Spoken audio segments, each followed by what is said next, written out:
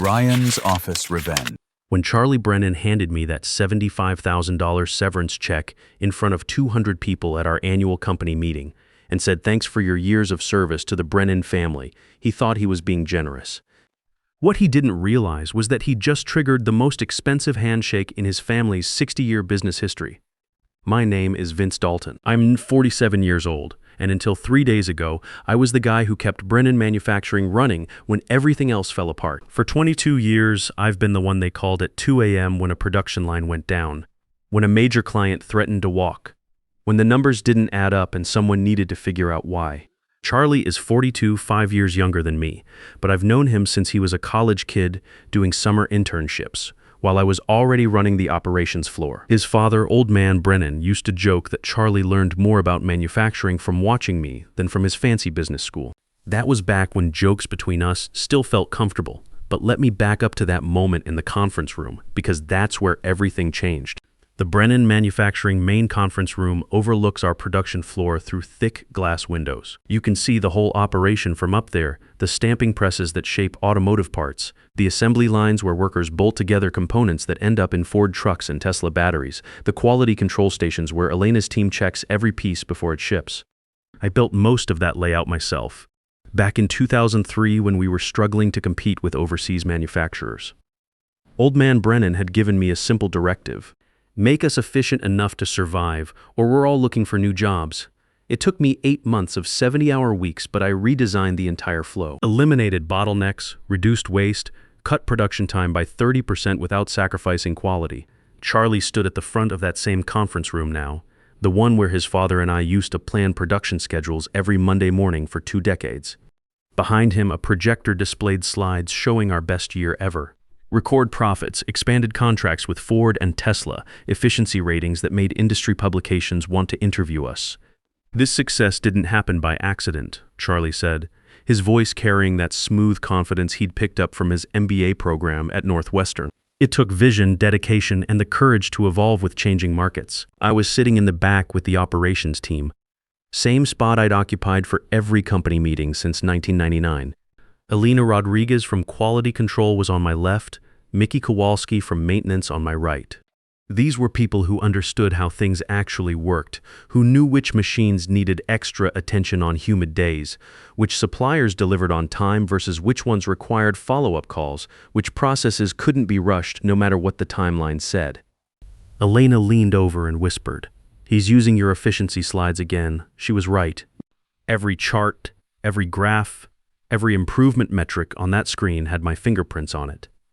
The lean manufacturing system that eliminated waste. That was my design. The supplier relationships that kept our costs competitive, I'd spent years building those connections. The quality controls that earned us those automotive contracts. I'd written those protocols myself after studying Toyota's methods and adapting them for our smaller operation. My name wasn't on a single slide. Charlie continued his presentation, clicking through data that told the story of our turnaround. In 2008, when the automotive industry nearly collapsed, Brennan Manufacturing had been 3 months away from bankruptcy. Half our workforce laid off, 2 major contracts canceled, creditors calling daily. That's when his father pulled me into his oak-paneled office and said something I'll never forget, Vince. "I need you to save this company. Not as an employee, as a partner. Someone who has skin in the game." We'd structured my role differently than typical employment. Instead of just putting me on payroll, we created Dalton Systems Integration as a separate company. Brennan Manufacturing would license my operational framework, my process improvements, my supplier relationships. Everything I built would remain technically mine, with licensing agreements that protected both parties. Old man Brennan understood that if someone was going to rebuild his company from scratch, that person needed more than just a salary and a promise. They needed security. As we move into our next phase of growth, Charlie said, pausing for effect like he'd practiced this moment, Brennan Manufacturing needs leadership that can take us beyond operational excellence into strategic innovation. Which is why I'm announcing some important changes to our executive structure. That's when I felt Mickey tense up beside me. Elena stopped taking notes. The room got very quiet. The kind of quiet that happens when people sense something bad coming but don't know how bad yet. Effective immediately, Vince Dalton will be transitioning from his role as Senior Operations Director to pursue new opportunities. We're grateful for his contributions and wish him well in his future endeavors." The polite applause that followed was the sound of people who didn't know what else to do. A few heads turned my way, then quickly swiveled back to the front like they'd seen something they weren't supposed to notice. Charlie was still talking about exciting new directions and fresh perspectives, something about bringing in a consulting firm from Chicago that specialized in digital transformation, but I wasn't listening anymore. I was thinking about Section 4.7 of the Technical Services Agreement I'd signed with his father back in 2001. After everyone filed out, mumbling awkward congratulations or avoiding eye contact entirely, I walked straight to my office. Not to clean out my desk, I'd do that later. I had more important work to do first. I opened my laptop and logged into the Dalton Systems portal, the same system I'd been maintaining for over 2 decades. The control dashboard showed everything in green: active licenses, equipment certifications, supplier authorizations. Every critical system that kept Brennan Manufacturing operational depended on approvals that only I could grant or revoke. See, when old man Brennan brought me on full-time after I'd gotten out of the Army in 1999, he insisted we structure things differently than a typical employment arrangement. I'd spent 8 years in military logistics, managing supply chains for bases across 3 different deployments. When I mustered out at 25, I knew I wanted to work in manufacturing, but I also knew I never wanted to be at the mercy of someone else's whims again. Too many good surgeons I'd served with got screwed over by officers who didn't understand the difference between leadership and management. "You're not just another hire, Vince," Brennan Sr. had said in his oak-paneled office back in 2001. "You're going to be rebuilding this place from the ground up. I want you to have some protection, some control over what you create. That way, if something happens to me, you're not left hanging." Smart man, Brennan Sr. He'd seen what happened to other family businesses when the founder died and the kids took over. Sometimes the new generation understood what made the company work. Sometimes they didn't. He wanted to make sure the person who saved his company wouldn't get thrown away by someone who inherited success they hadn't earned. So we set up Dalton Systems Integration as a separate company. Brennan Manufacturing licensed my operational framework, my process improvements, my supplier relationships. Everything I built remained technically mine, with licensing agreements that protected both parties. I got security and control over my work. He got someone with skin in the game who would treat his company like their own. The key clause was buried in Section 4.7 of the Technical Services Agreement. If Brennan Manufacturing terminated my operational oversight without documented cause or mutual written agreement, Dalton Systems Integration retained the right to immediately suspend all licensing. Equipment calibrations, supplier contracts, quality certifications, process documentation, all of it tied to agreements that required my personal authorization to remain active. Charlie had no idea any of this existed. His father had handled all the legal details personally, and after the old man passed from cancer 2 years ago, Charlie never bothered reviewing the paperwork. He'd inherited a successful company and assumed that success came from the Brennan name and his MBA education, not from the intricate web of relationships and systems that actually kept the place running. I pulled up the licensing agreements and reviewed the termination clauses. Clear as day, unauthorized change in operational oversight triggered immediate suspension rights. Charlie's little announcement had just qualified as an unauthorized change.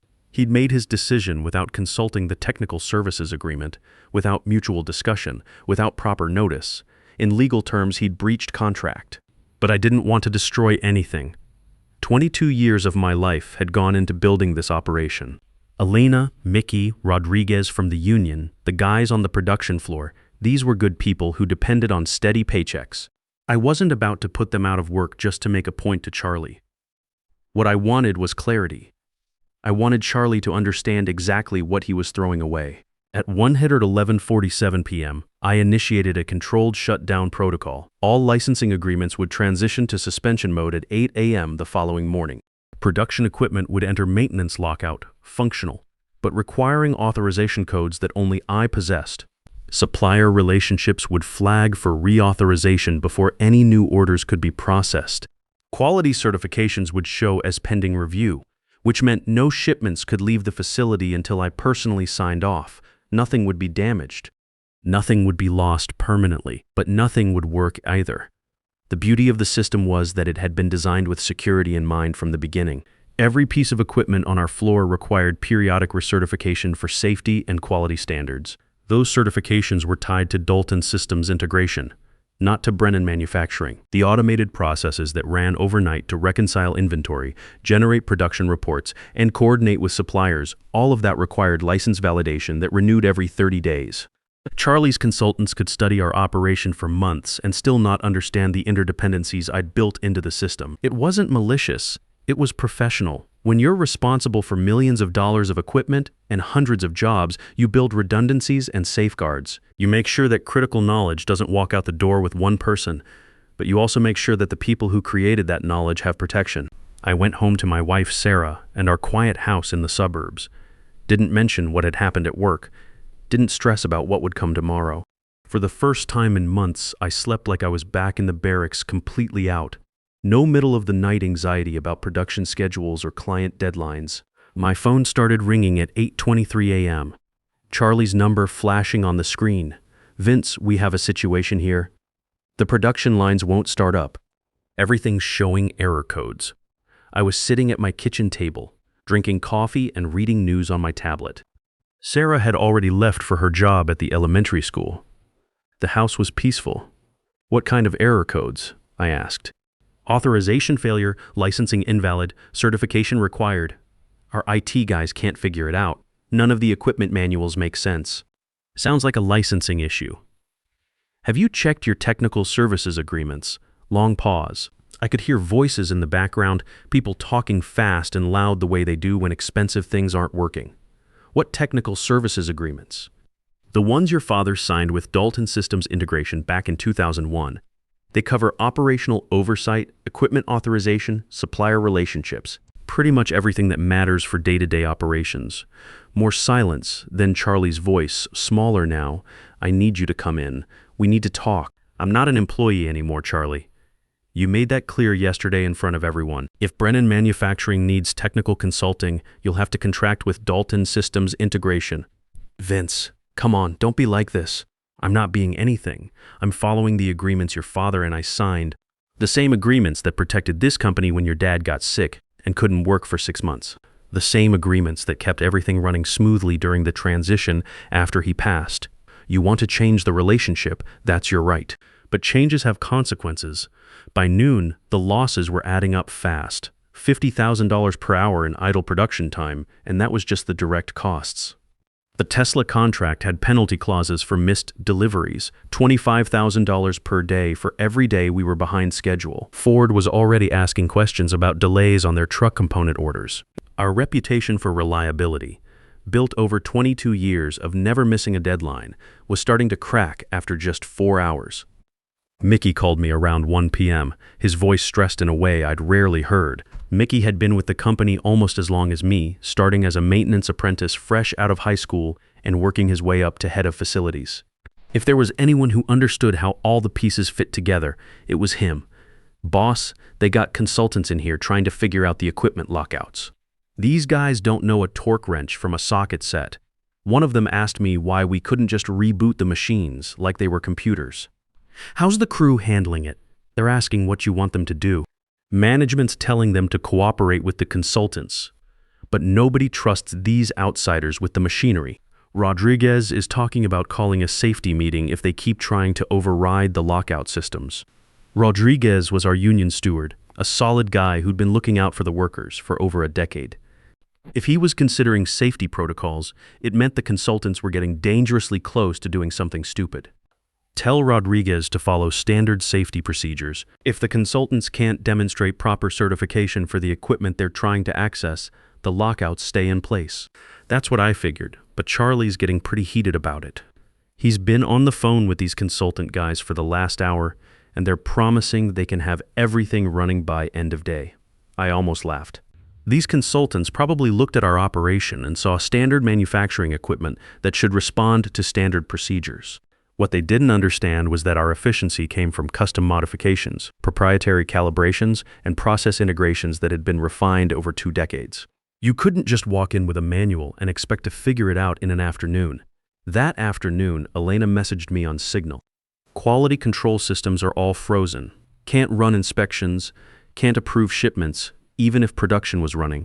Charlie's walking around here like his hair's on fire asking everyone if they have your personal cell number. The quality control lockout was particularly problematic. We had finished inventory sitting in our warehouse, parts that had been completed before the shutdown. Under normal circumstances, Elena's team would run final inspections and those parts could ship while we sorted out the production issues. But the quality management system required active certification to generate the shipping documents that our automotive clients demanded. No certification, no shipments, no revenue. Around 3 p.m., I got a call from our biggest supplier, Anderson Steel. Tom Anderson and I had been doing business for 15 years, ever since I'd helped his company through a cash flow crisis by prepaying for materials we wouldn't need for 2 months. Vince, we got purchase orders coming through from Brennan, but they're not on your authorized vendor list. Our system won't process them without your digital signature per our contract. Then don't process them. That's what I figured, but this Charlie fellow seems pretty upset about it. He's been calling here every hour asking why we can't just expedite the paperwork. I tried to explain that vendor authorization isn't paperwork. It's a safety and quality protocol. But I don't think he understood. The vendor relationships were probably the most complex part of what I'd built. It wasn't just about getting the best prices, though that mattered. It was about understanding which suppliers could deliver quality materials on tight deadlines, which ones needed extra lead time but never disappointed, which ones could handle custom specifications without extensive back and forth. I'd spent years building trust with these companies, visiting their facilities, understanding their capabilities, establishing protocols that protected both parties. Charlie couldn't just call up Anderson Steel and expect them to treat him like they treated me. Trust in business doesn't transfer automatically with titles. By 5 p.m., the daily loss had hit $400,000. Charlie called again, and this time he sounded desperate. "Vince, this is ridiculous. You're sabotaging the company. I'm protecting my intellectual property and business relationships. Everything's working exactly as designed. This is extortion. This is contract enforcement. Your father understood the difference. My father's been dead for 2 years. This is my company now, your company, my systems. Your father made sure we both had protection. You want to change the relationship? We can discuss that. But you don't get to just throw away agreements because they're inconvenient. What do you want? I want to have a conversation about this situation. Face to face, like adults? Fine. My office tomorrow morning. No. Neutral ground, Murphy's Diner, 8 a.m. The same place where your father and I used to meet when we had important things to discuss. The next morning brought bigger problems. Rodriguez called me at 6:30 a.m. while I was getting dressed for the meeting with Charlie. "Vince, the guys are refusing to work with these consultants. Jimmy Torres nearly got hurt yesterday because some consultant bypassed a safety lockout without understanding why it was there. The machine cycled while Jimmy was doing maintenance work. Is he okay? Yeah, but only because he heard something wrong and jumped back. Could have been bad, real bad. These consultant guys don't understand our safety protocols, and they're getting frustrated because nothing's working the way they expect. What's Charlie saying about it? He's threatening to fire anybody who doesn't cooperate. But here's the thing, the guys trust you, not him. They want to know what you think they should do." This was the part I'd been dreading. I didn't want to put good people in the middle of a dispute between Charlie and me. These were guys with mortgages and car payments and kids who needed health insurance. But I also couldn't stand by while someone endangered them with reckless shortcuts. Tell the crew to follow standard safety protocols. If the consultants can't demonstrate proper certification and understanding of our safety procedures, they don't touch the equipment. Period. And if Charlie threatens to fire people over it, then he'll be explaining to the state labor board why he terminated employees for following safety protocols. At 8 a.m. sharp, I walked into Murphy's Diner. Charlie was already there, sitting in the same back booth where his father and I used to meet every few months to discuss long-term planning. He looked like he hadn't slept much, his usually perfect hair disheveled, his tie loosened before the day had even started. Murphy's hadn't changed in 20 years. Same red vinyl booths, same coffee that was strong enough to wake the dead, same smell of bacon grease and honest work. Charlie looked out of place here in his expensive suit, but his father had loved this spot. "Real decisions get made where real people eat," Brennan Sr. used to say. I slid into the booth across from Charlie. He started talking before I'd even settled in. "Vince, I made a mistake. I should have talked to you first. You should have read the contracts first." He rubbed his face with both hands. Looking older than his 42 years, I didn't know about the technical agreements. Dad never mentioned them. Your father was a smart man. He understood that operational control isn't the same as ownership. He wanted to make sure the person rebuilding his company had some protection. The waitress came over, an older woman named Betty who'd been serving coffee here since before either of us started working. "Morning, Vince. Usual. Thanks, Betty." Black coffee and wheat toast. She looked at Charlie. "You eating, hon? Just coffee."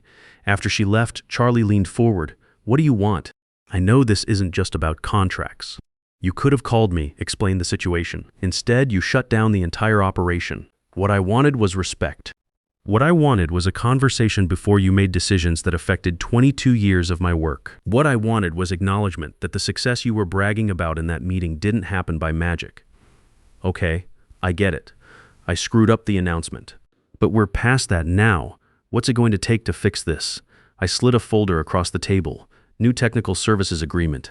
5-year term with automatic renewal clauses.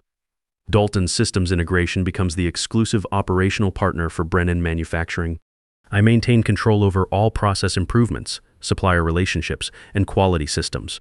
Charlie opened the folder and read the first page, his expression getting darker with each paragraph. "This makes you essentially untouchable. It makes Dalton Systems untouchable. If you want to make changes to operations, we discuss them first. If you want to bring in consultants, they work through me. If you want to terminate the relationship, you need documented cause and a 90-day transition plan that ensures continuity. And the current situation, resolved within 24 hours of signed agreements. Everything goes back to normal. Your people can get back to work. Your clients get their orders. Your reputation stays intact." He was quiet for a long time, staring out the window at the factory parking lot across the street. Half empty because of the production shutdown, with more cars pulling in as the day shift arrived to find out they couldn't work. "You know, I always looked up to you," he said finally.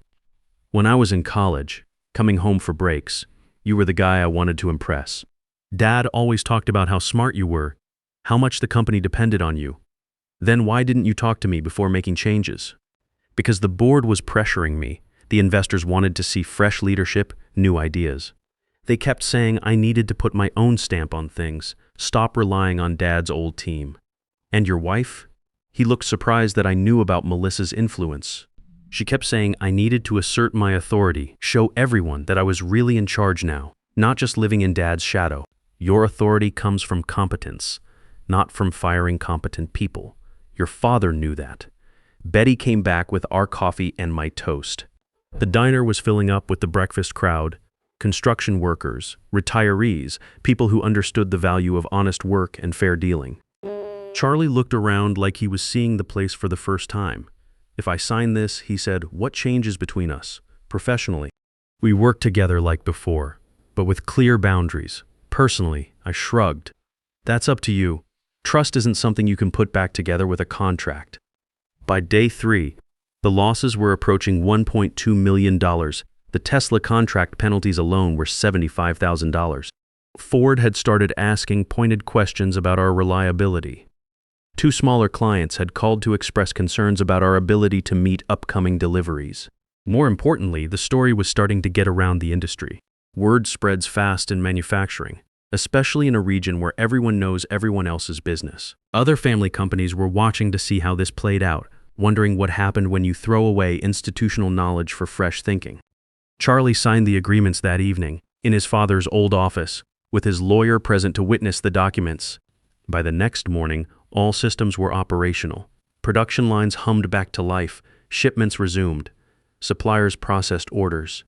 The consultants from Chicago packed up their briefcases and went home $50,000 poorer and no wiser about how real manufacturing works. But something fundamental had changed between Charlie and me. The easy relationship we'd built over 2 decades, the almost brotherhood that had carried us through good times and bad, that was gone. We could work together professionally, and we did. But the personal bond was broken. 3 months later, Charlie hired a new VP of Strategic Development, someone with an MBA and consulting experience to handle investor relations and long-term planning while I focused on operations. It was actually a smart move that gave him the credentialed presence the board wanted, without interfering with day-to-day production. The company is doing fine now. Better than fine, actually. Having clear boundaries between strategic planning and operational control has eliminated a lot of the confusion that was building up. Charlie handles the vision stuff, the investor meetings, the long-term contracts. I handle the execution, the daily operations, the relationships that keep everything running smoothly. It works because we both understand our roles now, but I keep that signed technical services agreement in my desk drawer, right next to the $75,000 severance check I never cashed. Both documents remind me of the same lesson. Preparation matters more than loyalty when people decide your value for you. If there's anything I learned from this whole experience, it's this. Your real security doesn't come from someone else's promises or good intentions. It comes from making yourself so essential that replacing you costs more than respecting you. And if you're smart about it, you make sure everyone understands that before they have to learn it the hard way. Trust is good, but contracts are better. And when someone shows you exactly how much they think you're worth, believe them the first time.